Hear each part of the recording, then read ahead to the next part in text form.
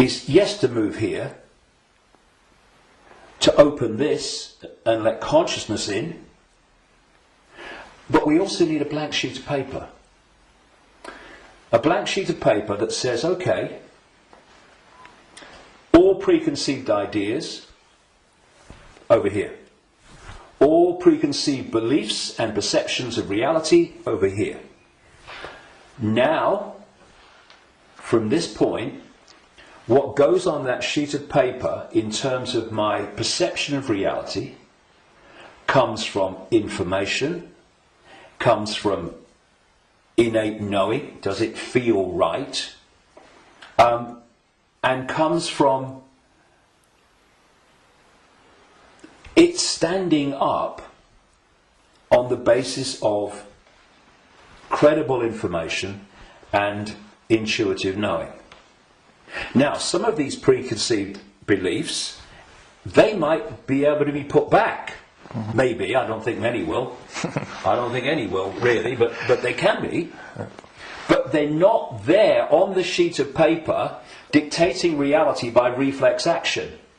Now, David Icke, he talks about shape-shifting reptilians. He's mad. It's not possible. No. You do not believe it's possible, and thus you are dismissing what is absolutely explainable, not because you've researched it, not because you've even looked at it, but because that program, which is dictating your sense of reality, cannot encompass it. Thus, people say to me, and have said to many people in this arena, when the actions of these families have been exposed, they'd never do that. No, mate, you would never do that. They would and are every day. It's this, and then you say, well, how much? I've said this to television interviews in the mainstream, but they're like loads of rubbish. And I say, well, I've been to 55 countries, many of them many times. I've researched this full time for 22 years. How much research have you done on this subject? Zilch. But it's different, it's outside of their perception of possibility, so it's dismissed. And this blank sheet of paper lets anything in so long as it justifies its place on the paper. And when you do that with an open mind, you don't say, I'm a Christian, so I don't criticize Christianity. You go, I'm going to look at Christianity and what I've believed up to this point from a detached perspective and see if it stands up. I know a guy in America who set out many decades now. He was a real avid Christian, and he set out to prove the Christian story was true. Jesus existed and all this stuff. And very soon after this, as he started, I'm going to show it. Of course, what he realised very quickly is the evidence is all the other way, and he became a conspiracy researcher because then he's going, well, nothing of it. If I've been duped on this, what else am I being duped on? And then the dominoes start to fall, and you start to see the greater conspiracy. But he had an open mind enough to see that when the information was going in a certain direction, he was willing to go with it. But a lot of people that are welded to religions, they don't want to look at the information. And you can be a religious believer, and you can go to the five sense level of the conspiracy, because you can say it's Satan and Jesus is coming, and it's Armageddon, and it's the end times and all that stuff. You can do all that from a Christian perspective, but you ain't going to get in the rabbit hole. To do that, all those belief systems have to go, because they're there to censor the true self. Okay, thank you, David. That's amazing, and a lot of information, and a lot to think about. But the important thing is not to think, but to know, to feel, and we all have the ability and the what humans have. We can change it because we can create. which the others can't. Yeah, so they create through us.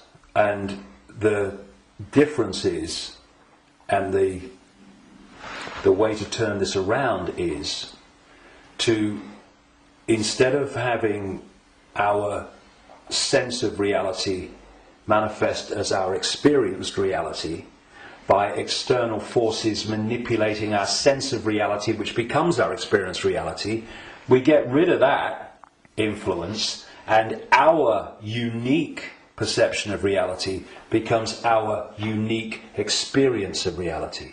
Do you and think then we've got a world worth living in then. Do you think 2012 is a year that a lot of people say then there will be a major change? Do you think that's happening? Well, I've not gone along with that in the way that it's just been described in many ways.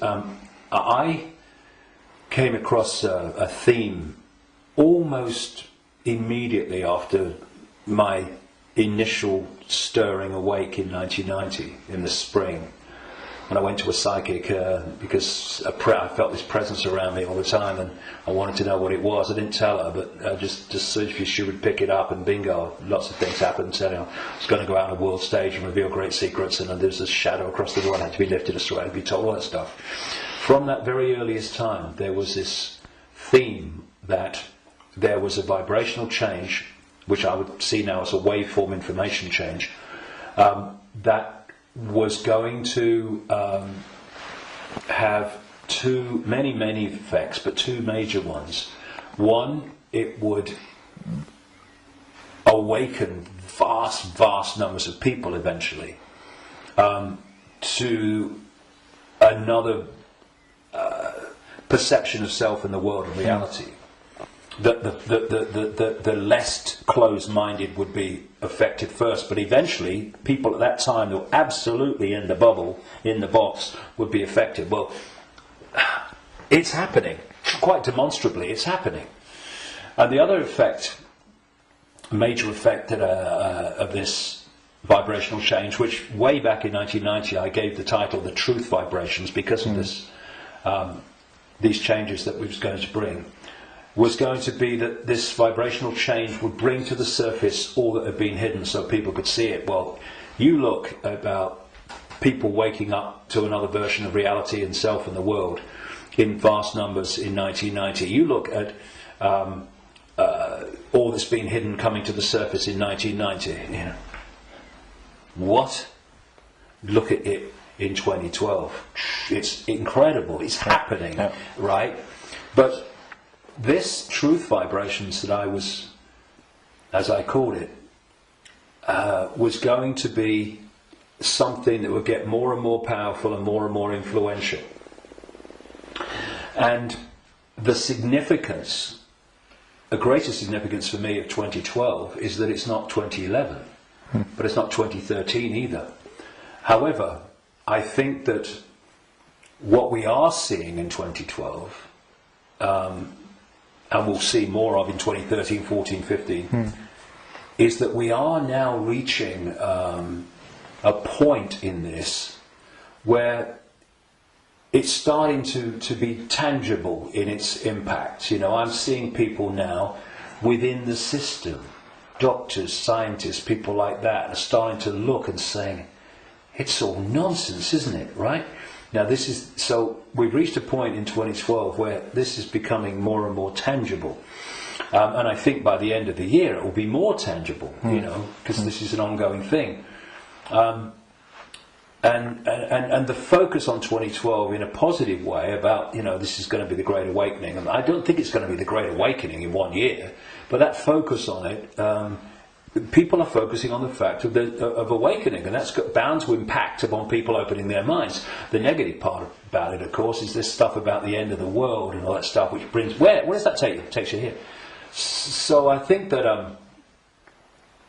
2012 is significant in that way, but in 2013 we're going to see the impact even greater, 2014 even greater, and there's going to come a point where this information vibrational change is going to reach a tipping point where it's the dominating perception, and at that point the house of cards will come down. And one of the other themes in the last 22 years that I've picked up from many different sources and stuff is that just when the control system appears to hold all the aces and has got everything in place, it's going to come down so fast it's going to be shocking.